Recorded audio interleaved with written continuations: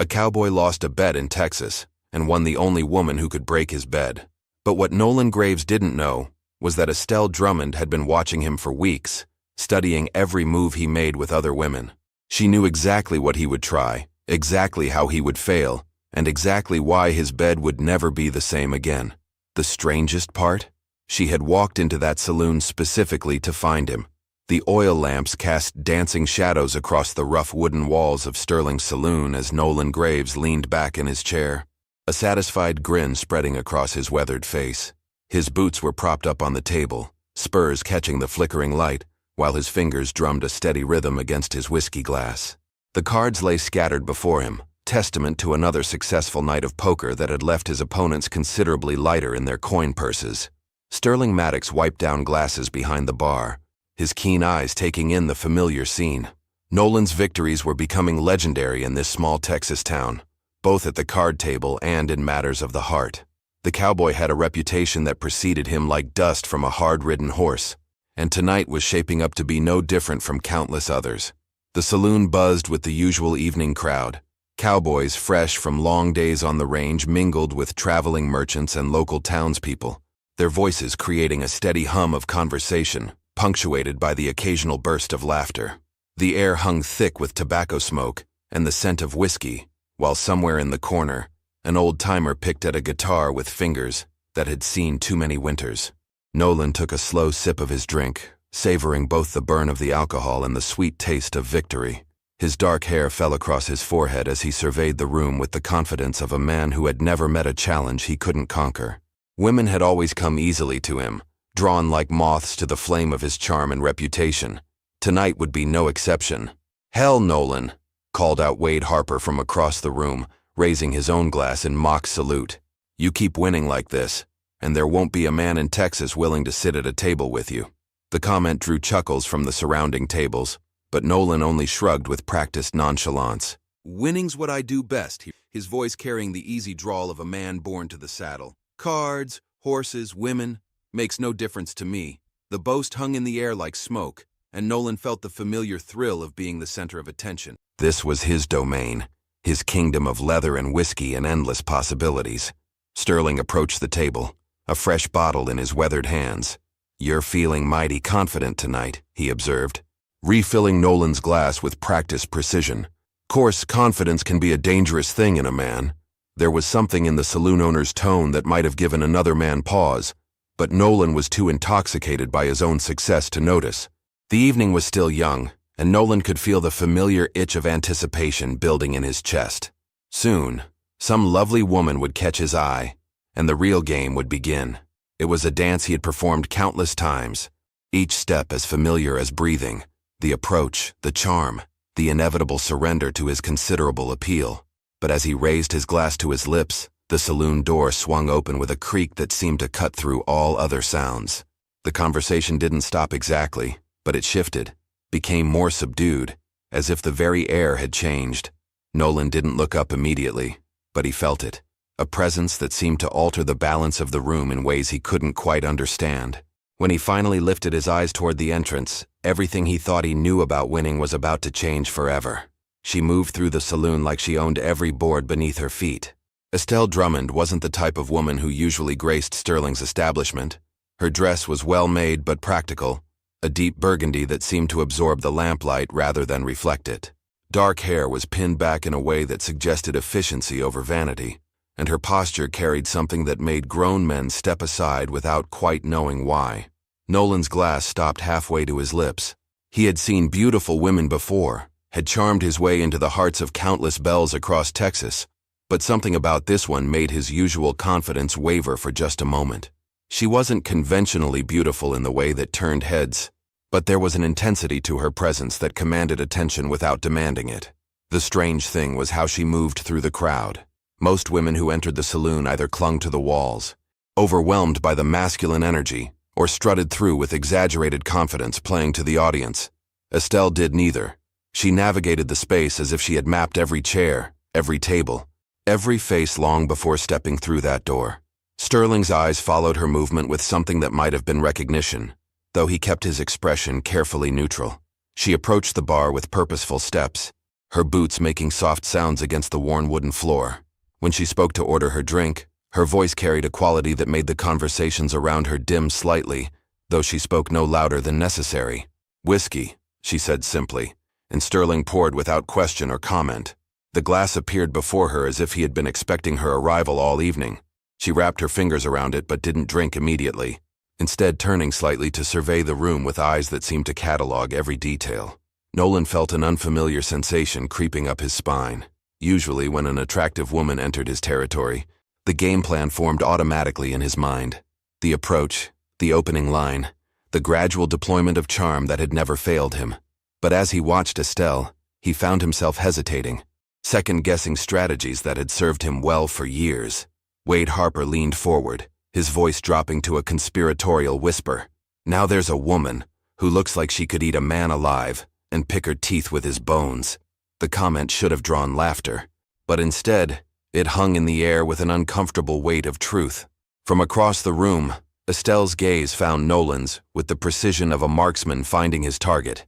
The eye contact lasted perhaps 3 seconds, but in that brief moment, Nolan felt as if she had looked through him rather than at him. There was something in her expression that suggested she knew things about him that he hadn't told anyone. Secrets he kept locked away even from himself. She raised her glass in what might have been a toast or might have been a challenge, took a small sip, and then looked away as if he had suddenly become uninteresting. The dismissal stung in a way that Nolan wasn't accustomed to experiencing. Women didn't dismiss him. They might play hard to get, might make him work for their attention, but they didn't simply write him off with a glance. Sterling returned to his position behind the bar, but Nolan caught the older man watching the interaction with something that looked suspiciously like anticipation. The saloon owner had seen countless dramas play out in his establishment, but there was something in his expression that suggested he was expecting this particular performance to be memorable. The evening suddenly felt different, charged with an energy that Nolan couldn't quite identify. His usual swagger felt forced, his confidence beginning to crack at the edges. As he watched Estelle standing at the bar, seemingly uninterested in him or anyone else in the room, one question burned in his mind with increasing intensity. What did she know that he didn't? The dismissal lit a fire in Nolan's chest that had nothing to do with whiskey. He had built his reputation on never backing down from a challenge, and something about Estelle Drummond's calculated indifference felt like the biggest challenge of his life. The woman stood at the bar as if she owned the place, her fingers tracing slow circles around the rim of her glass, while her eyes surveyed the room with the patience of a hunter, waiting for the perfect shot. Wade Harper nudged Nolan's elbow, a knowing grin spreading across his face. "Look at you, all wound up over a woman who hasn't given you a second glance. That's a first." The observation stung because it was true. Nolan prided himself on reading people, on knowing exactly what they wanted before they knew it themselves. But Estelle was a closed book, written in a language he didn't recognize. Sterling approached their table, his movements deliberate as he refilled their glasses. "That's quite a woman," he said casually, though something in his tone suggested the comment wasn't as innocent as it sounded. "Heard tell she's got a way of humbling men who think too highly of themselves." The warning was subtle but unmistakable, and it only served to stoke the fire building in Nolan's chest. "Any woman can be charmed if you know the right approach," Nolan replied, his voice carrying more bravado than he felt. The statement drew chuckles from the surrounding tables, but Estelle didn't even turn her head. Her apparent disinterest was becoming insulting, and Nolan Graves had never been a man to let an insult slide. He drained his whiskey in one burning gulp and slammed the glass down with enough force to rattle the table. "Sterling, I'll make you a wager." The words came out louder than intended, carrying across the saloon with the weight of a thrown gauntlet. Conversations began to quiet as attention shifted to their table, and Nolan felt the familiar thrill of being center stage. "What kind of wager?" Sterling asked, though his expression suggested he already knew where this was heading. The saloon owner had witnessed enough of Nolan's demonstrations of pride to recognize the signs of an impending spectacle. Nolan pushed back from the table and stood, his spurs ringing against the wooden floor as he turned to face the room. "I'll bet $50 that I can charm any woman in this establishment into my bed before the night's over." The declaration sent a ripple of interest through the crowd, and several men began reaching for their coin purses, eager to get in on the action. From her position at the bar, Estelle finally turned. Her movement was slow, deliberate, like a cat that had been pretending to sleep while mice scurried around her feet. When her eyes met Nolan's across the room, there was something in her expression that made his confident smile falter for just a moment. She wasn't surprised by his announcement. If anything, she looked like she had been waiting for it. $50 says you can't, came a voice from the back of the room, followed by murmurs of agreement from several other patrons. The challenge hung in the air like smoke, and Nolan felt his blood quicken with the familiar rush of a high-stakes gamble. Sterling set down his rag and crossed his arms, his weathered face creased with something between amusement and concern. "And which lady did you have in mind for this display of your considerable charm?" The question was posed with the casual tone of a man asking about the weather, but every person in the saloon knew exactly where Nolan's attention had been focused.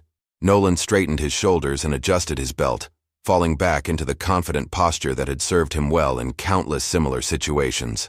"The lady at the bar," he said, his voice carrying across the suddenly quiet room. "Miss Estelle Drummond, if I'm not mistaken." For the first time since entering the saloon, Estelle smiled. It wasn't a warm expression or an invitation. It was the smile of someone who had just watched their opponent walk directly into a trap they had spent considerable time and effort preparing. She raised her glass in another mock toast, took a delicate sip, and then spoke in a voice that carried clearly despite its quiet tone. $50 isn't nearly enough for what you're about to lose, Cowboy." The saloon fell into the kind of silence that precedes either violence or spectacle, and every man present seemed to hold his breath as Nolan pushed through the crowd toward the bar. His usual swagger felt different now, more calculated, as if he was performing for an audience that included not just the watching cowboys, but the woman who had just issued what sounded suspiciously like a warning. Estelle didn't move as he approached. She remained positioned against the bar with her back partially turned, one elbow resting on the polished wood while her fingers continued their slow dance around her whiskey glass. The lamplight caught the burgundy fabric of her dress, creating shadows that seemed to shift and move with each breath she took. "Evening, miss," Nolan said, settling into the space beside her with practiced ease. He signaled Sterling for another drink, his movements deliberately casual as he deployed the opening that had never failed him before. "Haven't seen you in Sterling's before. Just passing through? Or are you planning to grace us with your presence for a while?" She turned to face him fully for the first time, and the impact of her direct attention was like looking into the sun. Her eyes were the color of storm clouds, dark and unpredictable, and when she smiled, it held no warmth whatsoever. "Oh, I'm exactly where I plan to be," she replied, her voice carrying a quality that made the simple words sound like a chess move. "The question is whether you are." The response should have been easy to counter. Nolan had faced resistant women before, had learned to read their defenses and find the cracks in their armor. But something about Estelle's demeanor suggested that she wasn't playing defense at all. If anything, she seemed to be enjoying a game where she already knew the final score. "Well now," he said, leaning closer so that his shoulder almost brushed hers. "Sounds like you might have given this some thought. Can't say I mind being the subject of a pretty woman's attention." The line had worked countless times before, delivered with just the right combination of confidence and suggestion, but Estelle's expression didn't change. Instead, she took a slow sip of her whiskey and regarded him with the patience of someone watching a predictable play unfold on stage. "Tell me, Nolan," she said, and the sound of his name on her lips sent an unexpected jolt through his system. "Do you always open with compliments about a woman's appearance? Or do you have other approaches in your repertoire?" The question caught him off guard, not because it was hostile, but because it demonstrated knowledge she shouldn't possess. She was analyzing his technique as if she had observed it before, cataloging his methods with the detached interest of a scientist studying a specimen. No woman had ever approached his advances with such clinical observation. "Depends on the woman," he replied, though his voice carried less certainty than usual. "Some prefer directness, others like a more subtle approach. I pride myself on reading what a lady wants and giving it to her." The boast sounded hollow even to his own ears, and he found himself genuinely curious about her response. Estelle set down her glass with deliberate precision and turned to face him completely. The movement brought her close enough that he could smell the faint scent of lavender in her hair, could see the way the lamplight played across the curve of her neck. "And what do you think I want? Cowboy?" The question hung between them like a challenge thrown down in the dust outside a church. Nolan felt the weight of every eye in the saloon upon them, the pressure of his reputation, and the $50 riding on his ability to read this woman correctly. But as he looked into her storm cloud eyes, he realized with growing unease that he had no idea what she wanted. More troubling still, he was beginning to suspect that she knew exactly what he was going to try next. And she was looking forward to watching him fail. The thought should have angered him, should have spurred him to prove her wrong. Instead, it sent an unfamiliar thrill racing through his veins that had nothing to do with the money and everything to do with the woman standing close enough to touch. "I think," he said carefully, "that you're not going to make this easy for me." Her smile widened, and for the first time since she had walked through that door, it seemed genuine. "Oh, Nolan," she said, her voice dropping to a whisper that somehow carried more intensity than a shout. "You have no idea what I'm going to make this." The whispered promise hung in the air between them like the scent of an approaching storm, and Nolan felt something shift inside his chest that had nothing to do with whiskey or pride. Estelle's proximity was doing things to his concentration that he didn't fully understand, making it difficult to deploy the calculated charm that had served him so well in the past. She stood close enough that he could feel the warmth radiating from her skin, yet somehow she seemed completely untouchable. "You know," he said, trying to regain his footing in a conversation that felt increasingly like quicksand. "Most women who walk into Sterling's are either looking for trouble or running from it. Which category do you fall into, Miss Drummond?" The question was designed to give him information he could use, a way to find the crack in her armor that would let him slip inside her defenses. But instead of answering, she laughed. It was a rich, genuine sound that seemed to bubble up from somewhere deep in her chest, and it drew glances from several tables around them. "Oh, darling," she said, and the endearment carried no affection whatsoever. "I'm not running from anything, and as for trouble," she paused, taking another sip of her whiskey while her eyes never left his face. "Well, let's just say I have a talent for finding exactly the kind I'm looking for." Behind them, Nolan could hear the murmur of voices as money changed hands and bets were placed. The entire saloon had become invested in this strange dance between them, but he found himself caring less about the audience and more about the woman whose presence seemed to fill his entire field of vision. Something about her was pulling at parts of himself that he usually kept locked away, making him want things he couldn't quite name. Sterling approached with a fresh bottle, his weathered face carefully neutral as he refilled their glasses. "Everything going according to plan?" he asked, though the question seemed directed more at Estelle than at Nolan. The exchange was subtle, but it didn't escape Nolan's attention, and it added another layer to the growing mystery of who this woman really was. "Better than expected," Estelle replied, her fingers brushing against Nolan's as she reached for her glass. The contact was brief, barely a whisper of skin against skin, but it sent electricity racing up his arm with an intensity that made him question his own sanity. No woman had ever affected him this way with such a simple touch. Nolan cleared his throat, trying to regain some semblance of control over a situation that seemed to be slipping further from his grasp with each passing moment. "You still haven't told me what brings you to our little corner of Texas," he said, leaning closer so that his words were meant for her ears alone. "Beautiful woman like you must have plenty of options when it comes to how she spends her evenings." This time, her smile held something that might have been pity. "You really don't know, do you?" she asked, her voice soft but carrying an undercurrent that made his pulse quicken. "You have no idea who I am, or why I'm here." The statement wasn't a question, and it carried the weight of absolute certainty. The realization hit him like a physical blow. She wasn't just resistant to his charm, she was operating from a position of knowledge that he didn't possess. Every word she spoke, every glance she gave him was calculated based on information he couldn't access.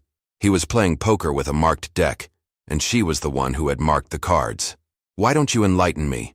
he asked, and for the first time since approaching the bar, his voice carried genuine curiosity rather than practiced seduction. The shift in his tone seemed to please her, and she moved closer, close enough that her breath brushed against his ear when she spoke. "Because, Cowboy," she whispered, her words sending shivers down his spine. "Where's the fun in that? You're going to have to work a lot harder if you want to know my secrets." She pulled back just enough to meet his eyes, and in that moment, Nolan realized that everything he thought he knew about winning was about to be turned completely upside down. But what terrified him most was the growing certainty that he was beginning to want her to win. The admission hung between them like a confession, and Nolan felt the last of his carefully constructed confidence crumble into dust. He had built his entire identity around being the man who always won, who could charm his way out of any situation, and into any woman's bed. But standing here with Estelle Drummond, he was discovering that wanting to lose was a sensation he had never experienced before, and it was both terrifying and intoxicating. She seemed to sense the shift in him, the way his swagger had given way to something more genuine and vulnerable. Her expression softened slightly, though the predatory gleam in her eyes remained unchanged. "There's something I should probably tell you," she said, her voice dropping to a tone that was meant for his ears alone, "about why I know so much about your methods." The saloon around them seemed to fade into background noise as Nolan found himself leaning closer, drawn by the promise of answers to questions he was only beginning to understand how to ask. "I'm listening," he said, and his voice came out rougher than intended, affected by her proximity, and the growing realization that this woman was unlike anyone he had ever encountered. "My sister used to write to me," Estelle continued, her fingers tracing patterns on the bar that seemed almost hypnotic in their precision. Long letters about her life in Kansas, about the men she met and the places she went. She had quite a way with words, could paint a picture that made you feel like you were right there beside her. The story seemed innocent enough, but something in her tone suggested there was more to it than nostalgia. Nolan waited, sensing that pushing for more information would only cause her to retreat back into the mystery that surrounded her like armor. Instead, he found himself studying the way the lamplight played across her features, the subtle curve of her neck, the way her dark hair had begun to escape its pins and small tendrils that framed her face. "She wrote about a cowboy she met," Estelle said finally, her eyes finding his with laser precision. "Charming man," she said, "real smooth talker with a reputation for cards and women. Treated her real nice for about 3 weeks, made her feel special, made her think she was different from all the others." The words came out measured and careful, but Nolan could hear the steel beneath them. The pieces began falling into place with the sickening inevitability of a rockslide. A sister. Kansas. 3 weeks. The timeline matched up with a period in his life that he preferred not to think about. A time when he had been younger and even more careless with the hearts he collected like trophies. The memory came flooding back. A sweet girl with gentle eyes and an unfortunate tendency to believe everything he told her. "Margaret," he said quietly, the name emerging from his lips like a prayer or a curse. "Your sister was Margaret Drummond." It wasn't a question, because he could see the answer written across Estelle's face, in the way her jaw tightened and her knuckles whitened where they gripped her glass. "Was," she repeated, emphasizing the past tense with surgical precision. "Before you broke her heart so thoroughly that she couldn't bear to stay in Kansas anymore. Before she came back home to Texas beaten down and convinced that she wasn't worth loving." The accusation hit him like a physical blow, carrying the weight of consequences he had never bothered to consider. Nolan felt the ground shifting beneath his feet as the full scope of his situation became clear. This wasn't a random encounter or a simple seduction gone wrong. Estelle Drummond had sought him out deliberately, had studied his methods and weaknesses with the patience of someone planning a very specific kind of revenge. The bet, the crowd, the carefully orchestrated humiliation. It was all part of a larger design. "So you see, Cowboy," she said, leaning close enough that her lips almost brushed his ear. "I know exactly how this game is played. The only question is whether you're man enough to see it through to the end." The challenge in her voice was unmistakable, but beneath it, he caught something else, something that sounded almost like invitation. And that was when Nolan realized that the most dangerous part of this entire situation wasn't losing the bet or facing humiliation in front of the whole saloon. It was the growing certainty that he was falling for the sister of a woman whose heart he had shattered, and she was about to make him pay for it in ways he had never imagined. The revelation hung between them like a loaded gun, and Nolan felt the weight of every careless word he had ever spoken to Margaret Drummond settling on his shoulders like lead. He remembered her now with painful clarity, the way she had looked at him like he was something special, the trust in her eyes when he had made promises he had no intention of keeping, the letters she had written after he left Kansas that he had never bothered to answer. "I remember her," he said quietly, his voice stripped of all pretense and swagger. "Sweet girl. Deserved better than what I gave her." The admission felt like pulling glass from a wound, but something about Estelle's presence demanded honesty in a way that surprised him. There was no point in lies or excuses when she clearly knew the truth already. Estelle studied his face with the intensity of someone reading a map to buried treasure. "She died last winter," she said, the words falling between them with the finality of a gravestone. "Fever took her, but she was already broken long before she got sick. Came home talking about this charming cowboy who had shown her what love felt like, then taught her what it meant to be thrown away. The words hit him harder than any physical blow could have. Nolan had left a trail of broken hearts across Texas and beyond, but he had always told himself that women recovered, that they moved on and found happiness with men who could give them what they needed. The idea that his carelessness had contributed to someone's death was a weight he wasn't prepared to carry. "I'm sorry," he said, and the words felt inadequate and small. "I was young and stupid and selfish. I thought I was just having fun, didn't realize." He trailed off, recognizing that there was no excuse that could undo the damage he had caused. No explanation that could bring Margaret back or heal the wounds he had inflicted.